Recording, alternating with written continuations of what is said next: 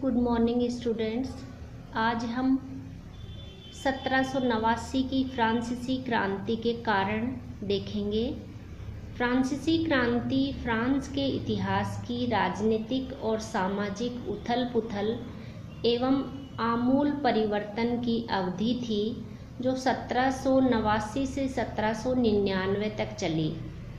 क्रांति के फलस्वरूप राजा को गद्दी से हटा दिया गया, एक गणतंत्र की स्थापना हुई, खूनी संघर्षों का दौर चला और अंततः नेपोलियन की तानाशाही स्थापित हुई, जिससे इस क्रांति के अनेकों मूल्यों का पश्चिमी यूरोप में तथा उसके बाहर प्रसार हुआ।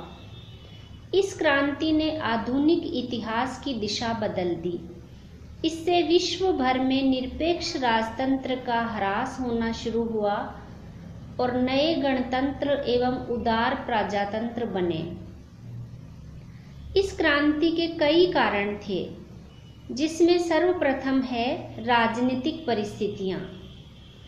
फ्रांस में निरंकुश राजतंत्र था, जो राजत्व के देवी सिद्धांत पर आधारित था। इसमें राजा को असीमित अधिकार प्राप्त थे और राजा स्वेच्छाचारी था। लुई 14वें के शासनकाल में निरंकुशता अपनी पराकाष्ठा पर थी। वह अपनी इच्छानुसार कानून बनाता था। उसने शक्ति का अत्यधिक केंद्रीकरण राजतंत्र के पक्ष में कर दिया। लुई 14वें ने जिस शासन व्यवस्था का केंद्रीकरण किया था, उसमें योग्य राजा का होना आवश्यक था, किंतु उसके उत्तराधिकारी लुई 15वां और लुई 16वां पूर्णतः अयोग्य थे। लुई 15वां अत्यंत विलासी, अदूरदर्शी और निष्क्रिय शासक था। ऑस्ट्रिया के उत्तराधिकार युद्ध एवं सप्तवर्षीय युद्ध में भाग लेकर देश की आर्थिक स्थिति को उसने भारी क्षति पहुंचाई और वर्साय का महल विलासिता का केंद्र बना दिया। क्रांति के पूर्व लुई 16वें का शासन था। वह एक अकर्मण्य और अयोग्य शासक था। उसने स्वेच्छाचारित और निरंकुशता का प्रदर्शन किया। इस तरह देश की शासन पद्धति पूरी तरह नौकरशाही पर निर्भर थी, जो वंशानुगत थी। उनकी भर्ती तथा प्रशिक्षण के कोई नियम नहीं थे और इन नौकरशाहों पर भी नियंत्रण लगाने वाली संस्था मौजूद नहीं थी। इस तरह शासन प्रणाली पूरी तरह भ्रष्ट, निरंकुश, निष्क्रिय और शोषणकारी थी। व्यक्तिगत कानून और राजा की इच्छा का ही कानून लागू होता था। फलतः देश में एक समान कानून संहिता का अभाव तथा विभिन्न क्षेत्रों में विभिन्न कानूनों का प्रचलन था। अब हम देखते हैं सामाजिक परिस्थितियां। क्रांति के कारणों को सामाजिक परिस्थितियों में भी देखा जा सकता है। फ्रांसीसी समाज विषम और विघटित था। वह समाज 3 वर्गों या स्टेट्स में विभक्त था। प्रथम स्टेट में पादरी वर्ग, द्वितीय स्टेट में कुलीन वर्ग और तृतीय स्टेट में जनसाधारण शामिल था। पादरी एवं कुलीन वर्ग को विशेषाधिकार प्राप्त थे, जबकि जनसाधारण अधिकार विहीन था। इस तरह से ये तीनों वर्गों का असंतोष भी क्रांति का कारण बना। अब है आर्थिक परिस्थितियां। फ्रांस की आर्थिक अवस्था संकटग्रस्त थी। राज्य दिवालियापन के कगार पर पहुंच गया था। वस्तुतः फ्रांस के राजाओं की फिजूल खर्ची तथा लुई 14वें के लगातार युद्धों के कारण शाही कोष खाली हो गया था। उसकी मृत्यु के बाद लुई 15वें ने ऑस्ट्रिया के उत्तराधिकार युद्ध एवं सप्तवर्षीय युद्ध में भाग लिया, जिससे राजकोष पर बोझ बढ़ा और अंततः लुई 16वें ने अमेरिकी स्वतंत्रता युद्ध में भाग लेकर फ्रांस की आर्थिक दशा को और भी जर्जर बना दिया। अब हम देखते हैं विचारकों और दार्शनिकों की भूमिका। फ्रांसीसी क्रांति में दार्शनिकों की भूमिका के संदर्भ में 2 मत सामने आते हैं। कुछ लोग कहते हैं दार्शनिकों ने क्रांति को उत्पन्न किया, तो कुछ ने कहा कि दार्शनिकों ने क्रांति उत्पन्न नहीं की। लेकिन हम देखते हैं कि दार्शनिकों के विचार क्या थे जिन्होंने क्रांति को प्रेरित किया। दार्शनिकों में सबसे पहले आते हैं मोंटेस्क्यू।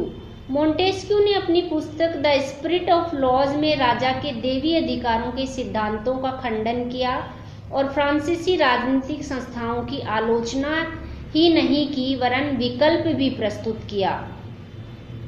उसने सिर्फ निरंकुश राजतंत्र के दोषों को उजागर किया और संवैधानिक राजतंत्र की बात कही। दूसरे दार्शनिक है वाल्तेयर।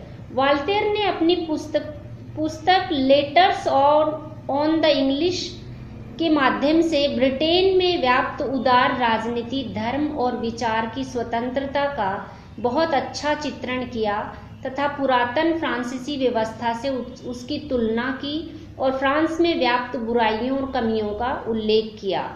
वाल्तेयर ने क्रांति की बात नहीं की लेकिन वैचारिक स्वतंत्रता की पृष्ठभूमि तैयार की। उसने पुरातन फ्रांसीसी व्यवस्था की बुराइयों को उजागर किया। तीसरे दार्शनिक है रूसो। रूसो ने अपनी पुस्तक सोशल कॉन्ट्रैक्ट व रूसोनी के माध्यम से मनुष्य की स्वतंत्रता की बात की। उसने कहा कि मनुष्य स्वतंत्र पैदा होते हुए भी सर्वत्र जंजीरों से जकड़ा हुआ है।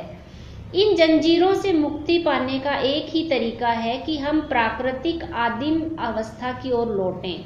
रूसो ने कहा कि सामूहिक इच्छा से बने राज्य का यह अनिवार्य तथा सार्वभौम कर्तव्य है कि वह सारे समाज को सर्वोपरि मानते हुए कार्य को संचालित करे।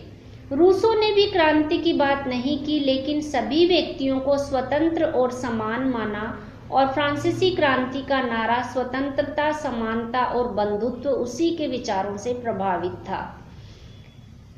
रूसो के अलावा 18वीं शताब्दी में अन्य कई फ्रांसीसी विद्वान हुए जिसमें दिद्रो का नाम भी लिया जाता है। इसके अलावा तुर्गो, क्वेसने, मिराबो आदि है जिन्होंने भी क्रांति का पथ प्रदर्शित किया। अब हम देखते हैं तात्कालिक कारण। लुई 16वें के काल तक आते आते फ्रांस की वित्तीय व्यवस्था ऋणों में डूब चुकी थी। आर्थिक दुरावस्था को दूर करने के क्रम में तुर्गो, नेकर, कोलोन जैसे अर्थशास्त्रियों की राजा ने मदद ली लेकिन फिर भी आर्थिक व्यवस्था नहीं सुधारी जा सकी और अंततः राजा को स्टेट्स जनरल की 175 वर्षों के बाद बैठक बुलानी पड़ी। स्टेट्स जनरल के अधिवेशन में मताधिकार पद्धति के मुद्दे पर तृतीय स्टेट व अन्य स्टेट के बीच विवाद हो गया। मतदान के बारे में कहा गया कि प्रत्येक स्टेट का एक ही मत माना जाएगा। अगर ऐसा होता तो तृतीय स्टेट की बात नहीं मानी जाती। अतः तृतीय स्टेट्स ने बैठक का बहिष्कार कर अपने समस्त राष्ट्र का प्रतिनिधि अपने को बताते हुए राष्ट्रीय सभा के रूप में अपने को घोषित कर दिया और टेनिस कोर्ट में अपनी सभा बुलाई। 20 जून 1789 को राष्ट्रीय सभा ने यह घोषणा की कि हम कभी अलग नहीं होंगे और जब तक संविधान नहीं बन जाता तब तक साथ में बने रहेंगे। यह एक क्रांतिकारी घटना थी। अंततः 27 जून को लुई 16वें ने तीनों वर्गों के प्रतिनिधियों की संयुक्त बैठक की अनुमति दे दी। यह जनसाधारण की विजय थी। यह राजा तथा विशेषाधिकार प्राप्त वर्ग की पराजय का प्रथम दस्तावेज था। इस प्रकार स्टेट्स जनरल राष्ट्रीय सभा बन गई और उसे राजा की मान्यता मिल गई और वैधानिक हो गई।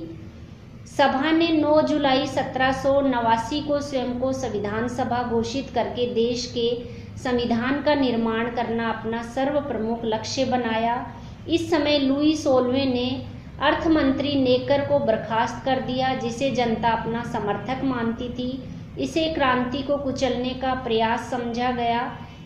उसी समय यह खबर फैल गई कि बास्तीन के किले में राजा ने शस्त्रों का भंडार जमा कर रखा है। अतः 14 जुलाई 1789 को पेरिस की भीड़ ने बास्तीन के किले पर हमला कर दरवाजा तोड़ दिया और कैदियों को मुक्त कर दिया। बास्तीन का पतन एक युगांतकारी घटना थी जो निरंकुशता का पतन व जनता की विजय का प्रतीक था। वास्तव में यह क्रांति का उद्घोष था। अगली क्लास में हम क्रांति के विभिन्न स्तरों का अध्ययन करेंगे।